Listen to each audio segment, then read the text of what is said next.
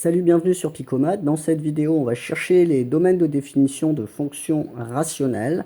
Si tu t'intéresses à la recherche de domaines de définition, sache qu'il y a une playlist sur Picomat. Alors n'hésite pas à la consulter, il y a vraiment beaucoup d'exemples et il y en aura encore plus à l'avenir. Et n'hésite pas à t'abonner et à partager ces vidéos. Donc nous allons faire de l'étude de domaines de définition. On va commencer par des fonctions très simples du type 1 sur x. Et puis on va aller vers des choses un petit peu plus compliquées avec de la factorisation. Et ben allons-y, travaillons. Alors trouver le domaine de définition d'une fonction, en fait, c'est chercher toutes les valeurs de x qui me donnent une image. Quand est-ce que je peux trouver une image à cette fonction? Je peux tout le temps remplacer x par n'importe quoi, sauf 0. C'est-à-dire que je ne peux pas faire 1 divisé par 0. Enfin, ça n'a pas de sens. Mathématiquement, ça n'a pas de sens. Donc, ici, il faut juste que le dénominateur ne s'annule pas. Donc, en fait, chercher le domaine de définition de fonction rationnelle, c'est juste chercher où le dénominateur s'annule et l'exclure du domaine de définition. Ce n'est que ça. Ici, x doit être différent de 0, puisque sinon on se retrouve avec une division par 0, ce qui veut dire que le domaine de définition de ma fonction, c'est r moins 0, quoi. 0 exclu. Alors, on l'écrit avec on écrit r avec une petite astérix, ça veut dire qu'on enlève 0. Pour n'importe quelle valeur de x, je peux calculer 1 sur x, sauf 0. Voilà. Donc c'est ce que veut dire le domaine de définition. Ça veut dire je peux trouver une image. Je peux placer un point sur mon repère. Passons au deuxième exemple. X moins 3 ne doit pas s'annuler. Alors nous, on va chercher quand est-ce qu'il s'annule. On va simplement résoudre x moins 3 égale à 0. Je rajoute 3 de chaque côté, ça me donne x égale 3. Donc le dénominateur s'annule pour x égale 3. Ce qui veut dire que mon domaine de définition, ça va être tous les réels sauf 3. Alors je vais l'écrire de deux façons différentes. Soit j'écris df r avec une barre, et puis entre accolades, je mets la valeur 3. Ça veut dire que j'exclus la valeur 3. On trouve aussi la notation r moins, avec un signe moins 3, comme ça, c'est la même chose. Et on trouve une autre notation avec des intervalles.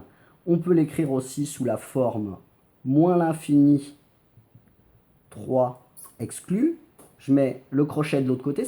Si je le prenais dans ce sens-là, ça veut dire que je prends le 3. Ici, je ne le prends pas. Union 3, 3 toujours exclu, point virgule, plus l'infini. Je peux l'écrire sous ces trois formes-là. Les plus courantes sont l'intervalle et puis celle-là. Celle-là, moi, je l'aime bien parce que je la trouve claire, mais dans tous les livres, on ne voit pas forcément cette notation-là. Passons au troisième exemple. Dans le troisième exemple, on a un polynôme divisé par un polynôme. La seule chose qui pose problème, c'est cette fameuse barre de division. Ce qui est au dénominateur ne doit pas s'annuler. On va résoudre donc x plus 2 égale à 0, qui nous donnera les valeurs à exclure du domaine de définition. Je fais moins 2 de chaque côté, ça me donne x égale moins 2. Le domaine de définition de ma fonction, c'est tous les réels, sauf moins 2, que je vais écrire r privé de moins 2. Voilà le domaine de définition de cette fonction. Quatrième exemple. Pour le quatrième exemple, on est exactement dans le même cas de figure, c'est-à-dire que la seule chose qui pose problème, c'est le dénominateur qui ne doit pas s'annuler. On va résoudre cette équation qui va nous donner x égale 1. Donc, cette fonction existe pour tous les réels sauf 1. Le domaine de définition de ma fonction f va être r et j'exclus 1. Voilà. Maintenant, au dénominateur, on n'avait que, entre guillemets, des équations du premier degré, enfin des polynômes de degré 1. On va le faire maintenant avec des polynômes de degré 2. Ici en bas, j'ai du degré 2, c'est-à-dire que là en bas, j'ai du x au carré. Si je développe, j'ai du x au carré. Ici, quand on a quelque chose, un polynôme de degré 2 au dénominateur, en fait, il faut le factoriser. Dans l'exemple que j'ai pris, c'est déjà factorisé, c'est pour gagner du temps. Si dessous, ce n'est pas factorisé, il faut le faire. soit en utilisant les identités remarquables, soit en calculant les racines et en utilisant les formules qu'on connaît sur les polynômes du second degré. Donc là, le dénominateur ne doit pas s'annuler. Ici, j'ai un produit de facteurs. Donc soit le premier est nul, soit le deuxième est nul. Donc en fait, ça revient à résoudre x plus 3 égale à 0 et x plus 1 égale à 0. Si x plus 3 égale à 0, ça veut dire que x est égal à moins 3. Et si x plus 1 est égal à 0, ça veut dire que x est égal à moins 1. Donc il n'y a que deux valeurs qui posent problème, moins 3 et moins 1.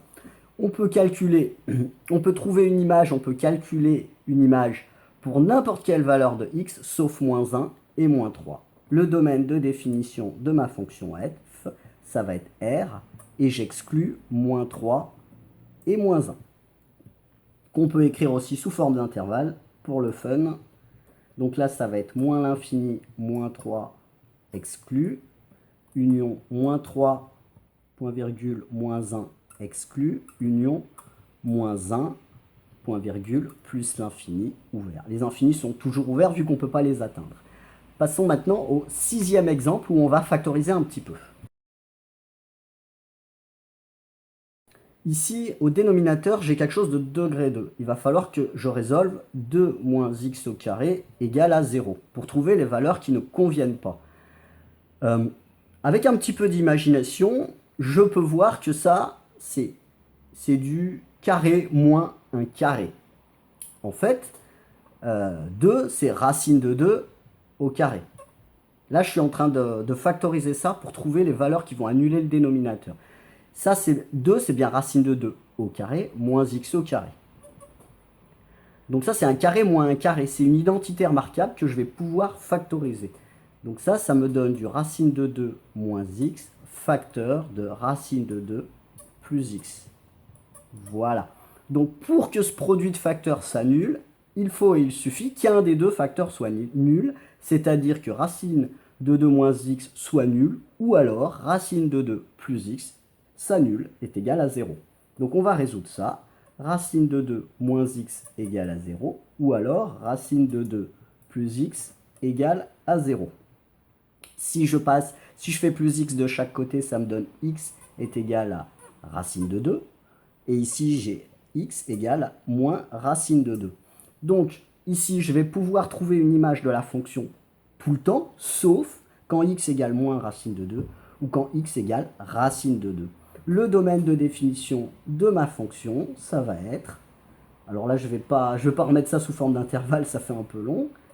Ça va être l'ensemble des réels, moins racine de 2, exclu, et racine de 2, exclu. Voilà pour le domaine de définition de cette fonction. On va refaire un dernier exemple où on va factoriser en utilisant la même astuce. Pour pouvoir calculer ça, la seule chose qui pose problème, c'est le dénominateur qui ne doit pas s'annuler. X au carré moins 81 doit être différent de 0. Donc nous, on va chercher quand est-ce qu'il s'annule pour pouvoir exclure ces valeurs-là. Je reconnais un carré moins un carré, c'est une identité remarquable. C'est du x moins 9 facteur de x plus 9. Ici, j'ai un produit de facteurs. Pour qu'il s'annule, il faut qu'il y ait un des facteurs qui soit nul.